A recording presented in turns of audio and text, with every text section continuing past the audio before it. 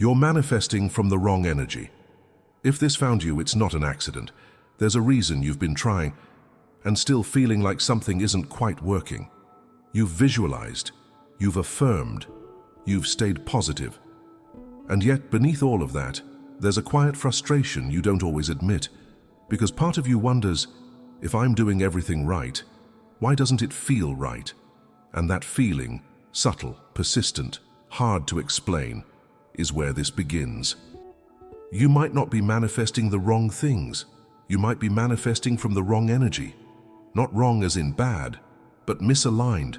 Because manifestation is not just about what you say.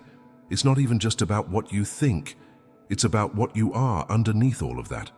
And sometimes, without realizing it, you're trying to create from a place that's rooted in lack. Even while telling yourself you're abundant. You say, I am successful. But underneath, there's tension. There's urgency. There's a quiet pressure to make it happen. That pressure carries energy, and your mind, your body, your entire nervous system is always responding to that energy first, not your words. This is where most people get stuck. They treat manifestation like a technique. Repeat the right affirmation, visualize clearly, stay positive. But what's often missing is awareness of the emotional state behind the action. Because if your energy is coming from fear, fear of not having enough, fear of being left behind, fear of things never changing, then even your most positive thoughts are being filtered through that fear. And the body doesn't lie. This is something deeply explored by thinkers like Joe Dispenza. The idea that your body becomes conditioned to familiar emotional states. Over time, your body memorizes stress. It memorizes doubt. It memorizes the identity of someone who is trying but not there yet. So even when you start thinking differently, your body pulls you back into what feels familiar. Not because you're doing something wrong, but because you're still being someone who expects things not to work. That's the deeper layer most people skip. And this is where emotional patterns come in. As Louise Hay often emphasized, the thoughts you repeat are not random. They're reflections of deeper beliefs about yourself. Beliefs like, I'm not enough. I have to work harder than everyone else. Things don't come easily to me. These don't always appear consciously, but they shape the emotional tone you live in, and that tone becomes your baseline. So even when you're visualizing your dream life, part of you is still holding on to the identity of someone who doesn't fully believe it's possible. And that creates friction, not visible friction, but energetic friction. You feel it as overthinking, as impatience, as the need to constantly check if it's working. And that checking, that subtle tension font, it's not neutral, it's a signal. Because real alignment doesn't feel like chasing, it feels like allowing. This is where awareness becomes everything. Eckhart Tolle speaks about presence, not as a concept, but as a state where you are no longer reacting unconsciously to your thoughts and emotions. And in that presence, you begin to notice something.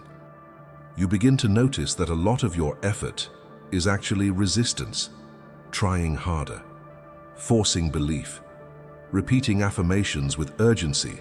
It's not wrong, but it's coming from a place that's still trying to fix something. And when your energy is focused on fixing, you are in a subtle way reinforcing the idea that something is broken. That's the shift. Manifestation isn't about becoming better, it's about becoming aware. Because when you become aware of the energy you're operating from, you stop unconsciously repeating it, and something starts to soften. You don't feel the need to force thoughts anymore. You don't feel the need to convince yourself. You start to create space instead. And in that space, your energy changes, not dramatically, but quietly.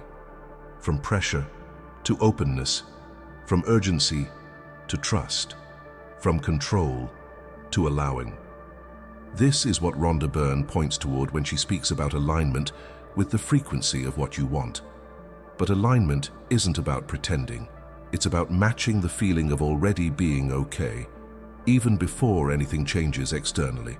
Because when you are okay, when you are grounded, when you are no longer trying to escape your current moment, you're no longer creating from lack. You're creating from sufficiency. And that changes everything. So what can you do with this? Not as a technique, but as a shift in awareness. Start by noticing your energy. not your thoughts. The next time you affirm something, pause. Ask yourself, do I feel open or do I feel tense? If there's tension, don't fight it. Just notice it. Because that tension is not a problem, it's information. It's showing you where your energy is still rooted in fear or control, and instead of trying to override it, bring your attention to your body. Take a slow breath.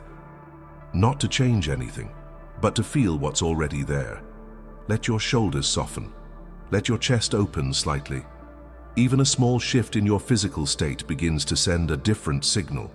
Then, instead of repeating affirmations with pressure, try something simpler. A quiet acknowledgement. I don't have to force this. Or, it's safe for things to unfold. Not as a mantra to convince yourself, but as a permission.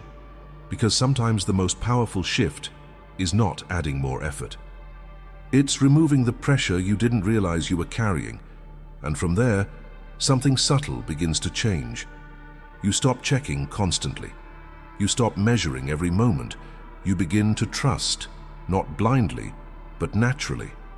And that trust is a different energy entirely. It's calm, it's steady. It doesn't need immediate proof. It allows things to unfold. And that's when manifestation becomes less about getting and more about becoming aligned with what already feels true inside you. So if things haven't been working the way you expected, it doesn't mean you're doing it wrong. It might just mean you've been creating from an energy that's still trying to fix, control, or prove something. And now, you're becoming aware of it. That awareness is the shift, not the end of the process, but the beginning of doing it differently, more gently, more honestly, more aligned with who you actually are beneath the effort. If this perspective resonated with you, there's more to explore here. Subscribe and stay connected to this space where we don't just talk about manifestation, but understand the deeper patterns behind it. And if you're ready to go further, watch the next video. Because this is just one layer of something much deeper that's already unfolding within you.